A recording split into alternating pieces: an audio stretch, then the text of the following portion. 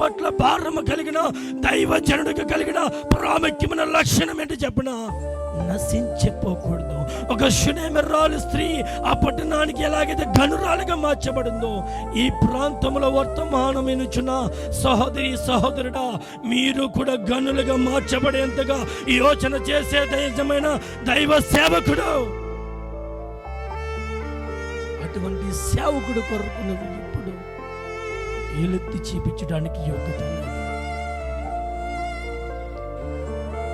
ప్రవక్తని దారంట వెళ్ళుచు కొంతమంది బోడివాడ అని వెక్కిరించి హేళన చేసిన ఒక ప్రవక్తన పట్ల దేవుడి తీర్చిన న్యాయం ఏంటో తెలుసా?